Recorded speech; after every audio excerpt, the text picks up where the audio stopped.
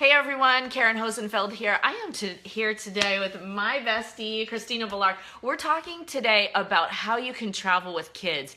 I have heard so many times people say, I don't think I can travel with my young kids when they get older, maybe. You and I have both gone on trips with little ones. So when did you start traveling with your kids? Well, first, I had to start traveling because my first daughter was born in Atlanta, and we're originally from Texas. So And the whole wanted to family see my wants to family. see Yeah. the kids. So yes. we started traveling with Raina. I mean, she was probably 8 months old the first time we Wow. traveled to Texas, and I traveled alone with her. So, That's- each one of those kids, we've lived outside of our hometown, so we've had to travel with our kids either by car or by plane since they were infants. Pretty much. So you can do it too. I know there's a lot of moms out there. Great point, because you traveled alone with her and you're thinking this is going to be a logistical nightmare. I would tell you a lot of people in general just want to stay in their comfortable zone, but we're here to talk about today breaking out of that zone and empowering yourself and what you can do, but also sharing some really amazing experiences with your kids. Yeah, absolutely. too. The first thing I would say about traveling with your kids has to, really connect to something with you personally, and it's your mindset. Basically, if you go into the situation traveling with your kid, either airplane or by car, with a negative kind of mindset that it's going to be a lot of work or a lot of trouble, or kind of already wishing the behavior of your child is not going to go so well, you're going to kind of set that stage. So if you kind of change your mindset and you're thinking about the situation, in front of you in a more positive light, I've noticed I've had a much better outcome. Is it kind of like a plan for the worst, but think like the best is going to happen? Yeah, I mean, just, you don't want to say, oh, well, my I'm going to fly with an infant and they're going to cry. I've sat next to an infant before and they've cried. Right. Well, babies cry and they might cry or they might not. You never know until you're in that situation. And like you said, you plan for the worst and you have all your things, in line for certain situations. You just kind of deal with them as they go, but, dealing with them in a more positive outset than a negative, just really helps the situation in general. Do you know what I've done on like super long flights? So my daughter's 12 and I took her to Buenos Aires, Argentina. It was a 12.5-hour flight when she was 1. She was 13 months old. And what I would do is you can go to the hardware store and buy a big bag of earplugs. I would take them on the plane. And as soon as I get on the plane, I just start passing them out to the people around me. And they're all polite. Like, no, it's hilarious. okay. They're trying to be nice. And I'm like, you know what? Just take one anyway. That is hilarious. I'm going to go buy a bag and just have a few. I might not give, but just in case I see somebody, that kind of like, when I sit next to them with my baby. Right. But a lot of people are, there are more situations that are, experiences I can think of where people wanted to help me, lend a hand. Yes. Anywhere from the bathroom to So being true. on the plane. Then I do bad experience with people on, on the plane. So true. Again, it's just kind of like people have been there, done that. There might be commiserate. It is what it is. We got to get from point A to point B, and this is how I'm doing it. So what I want to know is, so Christina has a background in education. So you've got to be like, I know you got like some tactical things, some play things, some stuff to keep them busy. Like, what does your bag look like when you go on board Funny a plane? You say bag. Or I car. have my bag here. She's got the bling going too. Yeah. One thing, it's definitely going to kind of associate with how old your child is, obviously. My children range from now a year old to 7. So my bag kind of has an array of things. But let's talk about the airplane. One thing that you want to think about the airplane is things that aren't going to roll around. And because they do. They don't have a lot of space, obviously. So I'll tell you some key things that, just a few tips, if you will.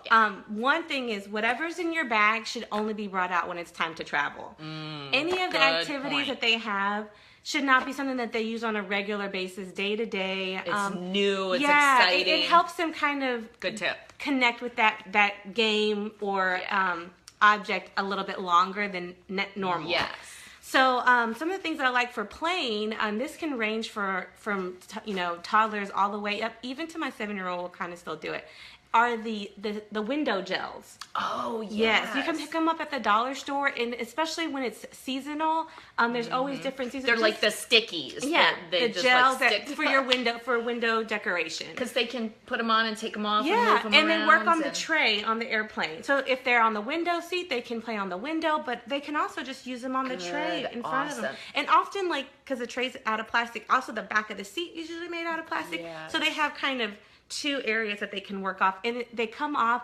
You can have them organize the pieces by color, by shapes, or just have them make a picture with it.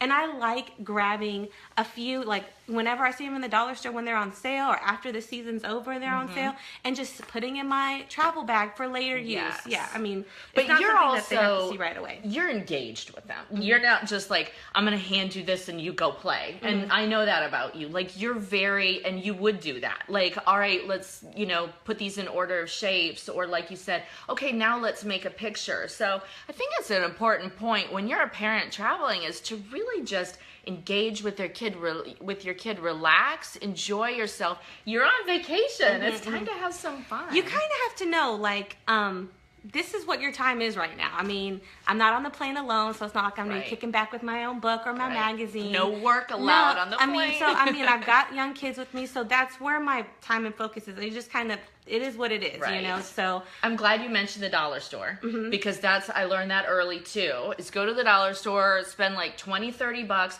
All of the little toys and things that you get at the dollar store, if they lose them on the plane, so what?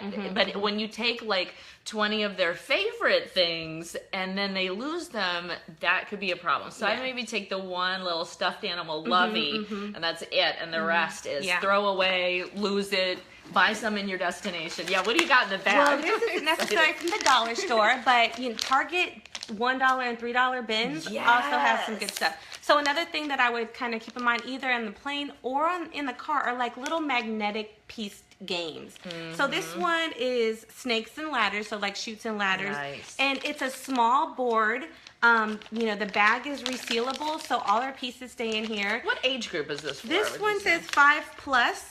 But as long as they're not eating the pieces, they can that's figure where it it comes out. for the supervision. And but my 4-year-old son, plays with this again. You know your kid and know what their expectations are. Yeah. But I really like this. Another kind of idea for like flying on the plane is also to bring like a piece of felt, if that makes sense. I keep it in the bag, and so that's again for the tray. So for example, a game, a very good thing tip. Like this, if it has like a dice or something, they can roll it on the felt, or you can download an app on your phone with the dice, and then you're not worried about a little game cube kind of rolling around on an airplane. So that's another idea. I definitely have library books that I can read to them, but again, on the plane it's hard to hear. So I have them go to the library and have them pick out 2 or 3 books. And again, save them for this is going to be on the plane. Right, exactly. So we're traveling tomorrow to Houston. Yay. And then where are you going now? I'm dropping off my kids with family before me and my husband go to Dubai. Dubai. I'm so excited. Dubai. But you're not taking the kids to Dubai. We're not taking the kids at all. I'm so excited to hear if any of you have been to Dubai with kids, because we were just talking about just Dubai in general, such a hot destination. But there's so much to think about, and it's in a different side of the world that we're not used to. So go check it out first. I'm so excited about it. But with that being said, I'm going to travel to Houston to take them and leave them with family while we're gone. And so I told them both this morning, hey, we'll be stopping by the library after school today to pick up some books. And they know this is our routine. We go get some fresh books.